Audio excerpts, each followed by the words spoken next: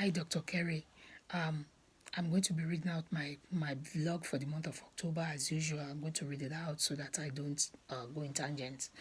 I'm going to touch on every article I read this month. So I'm going to let the one for the 28th, I think I'm doing. Defining broaching with therapeutic conversation. We all know that the issue of diversity is front and center in our society today. So as a counselor, I have to be able to factor in race, ethnicity, and lived experience of my clients to be able to help them. The issue of race and ethnicity, if I don't touch on that, I'm hindering how I carried out my service for my students, and I'm not even doing my profession any justice at all. This article talks about considering race as part of clients presenting problems to be able to have a successful counseling outcome. And the reason it says that is because culture has been an integral part of human experience and behavior. It includes thoughts, communications, actions. We must be comfortable as a counselor to broach the subject of race, ethnicity, and culture in our counseling sessions. To be able to understand our client's perspective, too, we have to know where they are coming from. Counselor must be able to validate client's experience. When we don't, it means we are dismissive of the client's lived experiences or intersectionality. We also leave out good opportunities to connect with our clients on a very personal level. Take the case of Tyrone. I have a 31-year-old son who the police walks around. Every time he walks into a store, they will follow him. And if he's driving, the police will follow him to my neighborhood. I've shared that in class many times, and they will stand out to see if he's going to boggle the neighborhood or boggle my house. To them, they are keeping me safe, while traumatizing my son. So black kids experience this every time.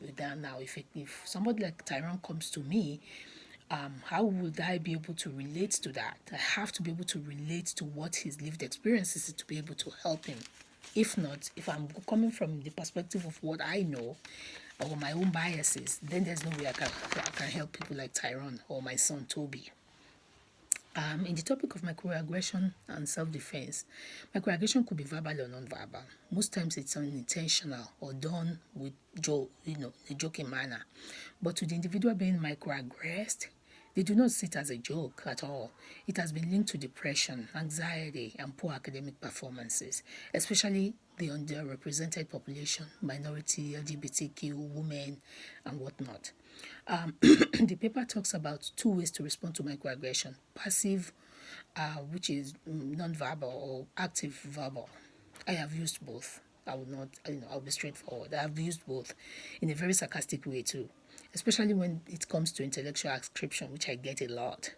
Oh, like, how did you get to be so smart? How did you speak that? How do you manage to speak English so well? You know, I would say, if I want to be, if I want to be really active, I would say, you mean because you mean as a woman of color? Is that what you mean? And I would say that with an attitude too. If I want to be passive, I can just ignore the person, but roll my eyes anyway.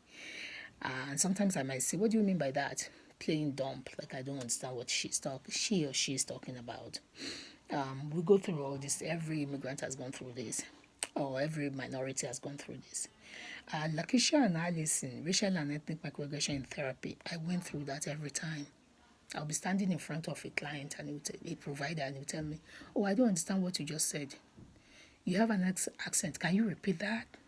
Or when you call and leave a message, they won't even call you back because they think I have an accent, so they don't understand what I'm talking about. And then I have to call back. "Oh, the message you left, I didn't get anything out of it." So we all experience this. But if my daughter, who speaks clear American English, called, they won't say that. They will respond back to her. So I've experienced that. I know what it is. Trauma, refugee trauma. I can really relate to this because even though I didn't come through refugee, I came in affluent, and I'm an immigrant. I'm not a refugee. I understand what it means to be displaced. I understand how to leave everything you know with all your education and come and start again in a different country. And that's even immigrants, that we have everything going on for us.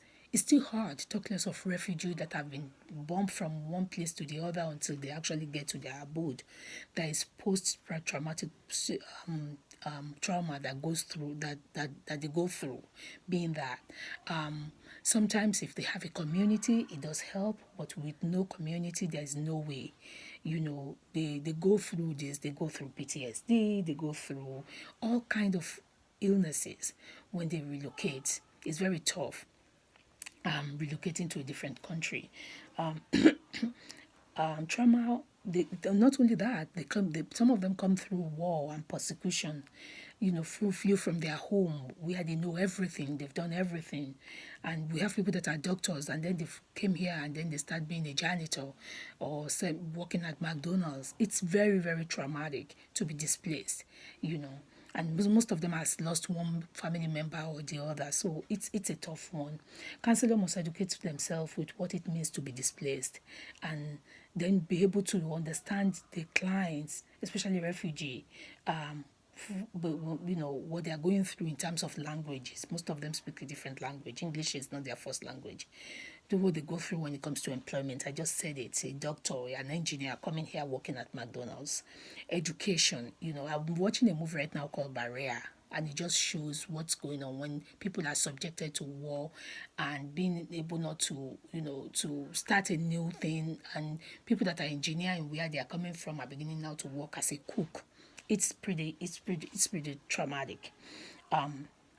Culture also affects refugees, xenophobia, stigma, people that they are, the new home they have, not everybody welcomes them there too. So they are going through that too. So counselors must really help their clients. They must be culturally responsive and have good counseling intervention when it comes to refugee. A refugee seeks help that is consistent with their traditional belief. So far, counselors has to factor that in too. Some of them don't believe in counseling at all. They believe in whatever they've known from their country or religion or or spiritual stuff. So we have to factor that in too. Then the last topic I have to discuss, I can go on with this refugee thing and the time is going. Role of childhood neglect and poverty. That has been a very big thing. I work in a community where the kids have gone through a lot of trauma. I have a student in my class now, 2 students in one of my first grade, that one father killed the other. So they are sitting in the same class because we have only 12 students in the first grade, and these 2 kids are sitting, even though a little bit apart, but every day they see each other. One of the child they killed, one child's father killed the other father. So these are the kind of students I deal with every day. I wanted to mention it in class, but I just, I'm dealing with how to deal with them. And it was said that neglect consists of,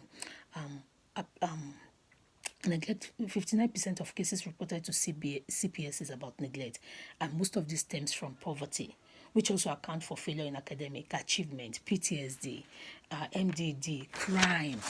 There are so many things that is affecting our community when it comes to neglect of our children.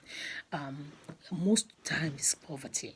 Most times it's socioeconomic status that creates all these problems. So as a counselor, how do I apply all these things? I'm working in this community now. I'm trying so much, reading a lot of, educating myself a lot to be able to help my students, especially those that are going through trauma or neglect and poverty, and this, trying to, advocate for them and, do what I need to do.